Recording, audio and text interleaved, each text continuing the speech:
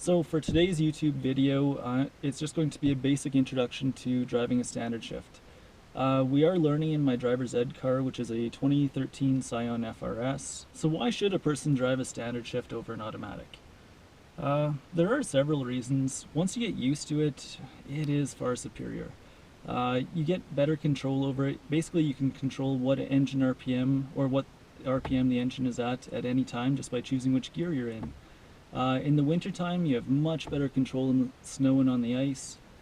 And if you drive it properly and you're actually trying to maximize fuel economy, you can get better fuel economy out of a standard shift than you can out of an automatic.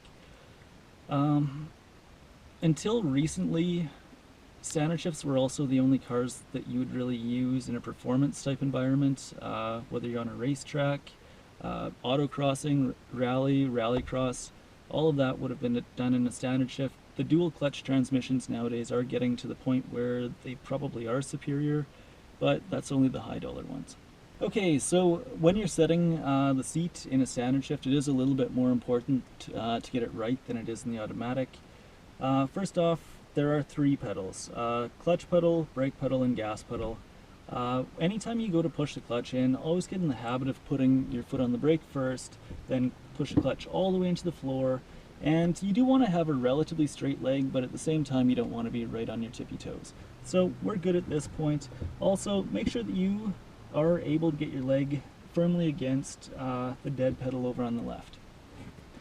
This doesn't actually operate anything, but this is what you're going to use to brace yourself, and you should go back to the dead pedal anytime you're not operating the clutch. It's just a good habit to get into.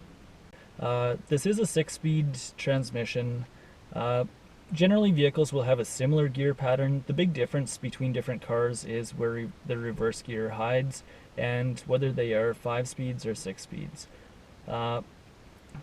Anytime you're parking the car, you want to be in first gear, which is always going to be found from this neutral position. It's over to the left and up into first. It's just where you want to park the car, where you want to leave the car. And this is also the gear that you're always going to start off in from a standstill. From first gear, you're always going to keep some pressure over to the left and then pull it down into second gear. Now, at least to begin with, you'll be much less likely to hit the wrong gear by accident if you are actually shifting with an open hand. So we're in second gear right now. When you go up into third, bump it up and bump it up again. All shifters will center in between third and fourth gear, so that's just allowing the shifter to find third gear for you. Now when you go from third gear to fourth gear, just tips of the fingers straight down for fourth, and then from fourth into fifth, up into neutral, over to the right, and up into fifth. When you're going from fifth to sixth, just keep it over to the right and down. Now there are some really common shifting mistakes that I see. First one, say we're in second gear right now. If I'm gripping the shifter really tightly and I'm going to try and go up into third, and I couldn't feel the shifter self-center, so we actually have ended up in fifth gear. There's lots of problems like that. Same thing, I'm in second gear again. If I want to go up into first gear and I don't keep enough pressure in over to the left, we're now in third gear. So just be very slow with your shifts, be very precise with your shifts, at least in the beginning until you get a feel for the transmission. Now, the big difference between different cars is where reverse hides. In this car, reverse is actually over to the left and up.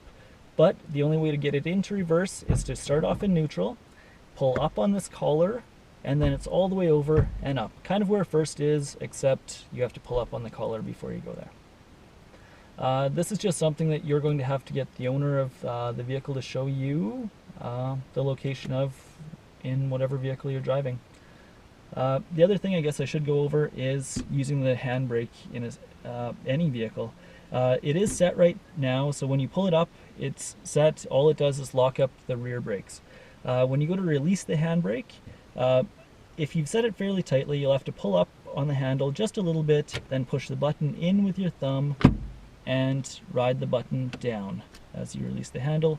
When you go to set the handbrake, you don't have to have your thumb on the button, and you really shouldn't. You just pull it up, it will click on its way up, and then lock in the highest position. Okay, anytime you're parking a standard shift and you're going to leave it there, just leave it in first gear, and it's a good idea to set the e-brake. It isn't an absolute requirement that you set the e-brake. Unless the vehicle is running and you're in neutral, then make sure that it is set, otherwise the vehicle will freewheel with gravity. When you go to start up the standard shift, a good practice is to put your right foot on the brake first, then clutch all the way into the floor, and just start it up like you would normally. Now, notice how I haven't come off the clutch pedal right now. That's because we are in gear. If I came off the clutch pedal right now, we would either stall or go somewhere. If you want to leave the standard shift idling, bring it down into neutral. You can always give the shifter a wobble like this, then you know for sure that you're in neutral. That allows me to come off the clutch. And because the park brake is set right now, I can also come off the brake pedal. And we're just leaving it idle. Okay, so at this point, the car is just idling. We're in neutral. Now, the very first start that we have to work on is going to be a friction point start. It's just basic clutch control. You don't give it any gas whatsoever. You'll use a friction point start if you're creeping out from a stop sign to see if it's going to be clear. It's not a bad idea anytime you're backing up or just anytime you want to go slowly. The other thing a friction point start will allow you to do is to cover the brake so that you are 100% prepared to stop, just in case. So when you go to pull out from a stop like this, again, foot firmly on the brake, clutch into the floor, select your gear, so over to the left and then up into first, release the handbrake, and for the friction point start, come off the brake with your right foot, then slowly come up on the clutch pedal. The vibration of the car will change, and the friction point that I'm talking about is the point where the clutch starts to grab and pull the car forward. So you pause at that point. Once the vehicle's rolling, you can come all the way off the clutch, and always get in the habit of putting your left foot over on the dead pedal as soon as you're done with the clutch. Now, at low speeds like this, when you do go to stop, you always have to push the clutch into the floor first and then brake. I'll do one more friction point start. So again, come off the brake first, slowly come up on the clutch pedal, pause at the point where it starts to grab, allow the car to get rolling. Once the car is rolling, then you can come all the way through the friction point and off the clutch, putting your foot onto the dead pedal over on the left. Now, one more thing that you can do with a friction point is, say we're creeping out from a stop sign right now and we just cannot see whether or not it's clear. So for this, you can come off the brake pedal, but you can cover it with your right foot. Then I'm just going to slowly come up on the clutch, pause at the point where the clutch starts to grab and pull us forward. If I wanted to slow down, clutch in and braking. If I wanted to go out faster, I can come up on the clutch pedal a little bit further. Once we're rolling, then I can take my foot all the way off the clutch and put it off to the side onto the dead pedal. So we just covered the friction point start. That's actually a start that most people are never shown when they're first shown how to drive a standard shift. Most people are shown the gas start, and that's about it. It's the most common one. If you're leaving, or if you get a fresh green light, or you're leaving a stop sign and you can see that it's clear and you want to get going a little bit faster, you'll just do a gas start. Now, when you're operating the clutch, doing a gas start, you still operate the clutch the exact same as with a friction point start, where you have to pause at the friction point to allow the car to get rolling before you come all the way off the clutch. But you are going to squeeze the gas pedal just a little bit as you're coming up on the clutch. So for this, again, when we're leaving our park, foot on the brake, clutch all the way into the floor, select first gear, release the handbrake, and when you go to do the start, come off the brake pedal, then your right foot is ready to start squeezing the gas pedal. You come up slowly to the friction point of the clutch, squeeze the gas just a little bit as you feel the friction point. Once the car is rolling, all the way off the clutch and foot off to the side onto the dead pedal. I'll do one more gas start. So, same thing, at low speeds like this, when you are stopping, clutch into the floor and braking. So again, for the gas start, come off the brake pedal, get ready to give it gas, slowly come up on the clutch, pause at the point where it starts to grab and pull the car forward, and then once you're rolling, all the way off the clutch, foot off to the side. Okay, now the last and probably the most difficult start that you'll have to do in the standard shift is going to be the uphill start. There's two different ways of doing it. By the book, you're actually supposed to use the handbrake to do the uphill start. You use the handbrake to keep yourself from rolling backwards down the hill. It works well, and it's actually what I choose to do on steeper hills. Now, you'll find that some vehicles simply don't have a handbrake. They'll have a pedal over on the left. It's pretty much useless for doing an uphill start, so we'll get into that. It's just a different technique, but you can still do it in a standard shift. So when you go to do your uphill start, the clutch is in, we're going into first gear. Now, the whole point of doing a proper uphill start is to minimize the rollback when you come off the brake and go over to the gas pedal. Rolling back can cause a couple of problems. First off, if you start rolling backwards, you could have someone right behind you and you actually could roll backwards into them. Next thing, it puts extra wear and tear on the clutch if your momentum is moving backwards and then you decide to go forwards. And if you're on snow and ice, you may end up rolling backwards and then not being able to get going forwards just because your momentum's going backwards again. So for the first uphill start, we'll use the handbrake. It's important if you're using the handbrake to do your uphill start that you do keep your thumb on the button the whole time.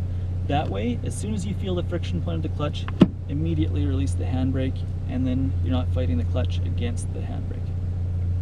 Okay, so I'm taking the weight of the vehicle up with a handbrake so that we don't roll backwards. Then my right foot is ready to give it gas. It's not giving it gas yet. I'm going to slowly come up on the clutch pedal. Once you feel the friction point, the vibration of the car will change a little bit. So right about there, you can feel it, you can hear it. Release the handbrake immediately. Now the clutch keeps us from rolling backwards, and I'm slowly coming up on the clutch, squeezing the gas pedal, turning it into a gas start.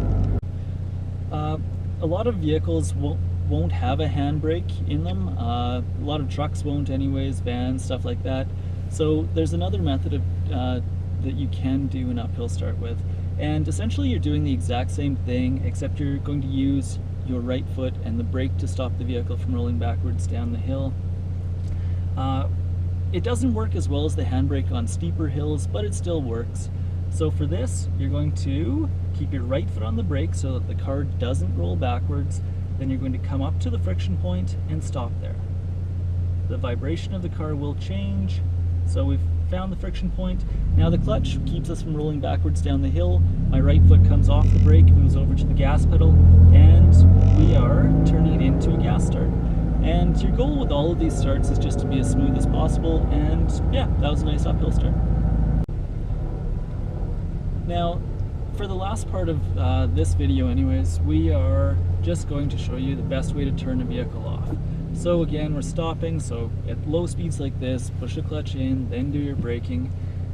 Anytime you go to leave your vehicle parked, it's a good habit to get into is to set the park brake. We are in the lowest gear, which is first gear. Now when you go to turn the car off, keep your feet on the pedals until the engine stops, and then come off the clutch pedal first. That kind of locks the transmission in gear so that we wouldn't roll even if we hadn't set the park brake, and then we can come off the brake and the car won't roll anywhere. Okay, so in this video we just covered the very basics of starting and stopping a standard shift and I guess how to park it. In my opinion, these are actually the most difficult things to do in a standard shift, so yeah, it's a good start. That's it for this video. If you have any more questions, just ask and we'll try and cover it if we don't cover it in a future video. Thanks. Later.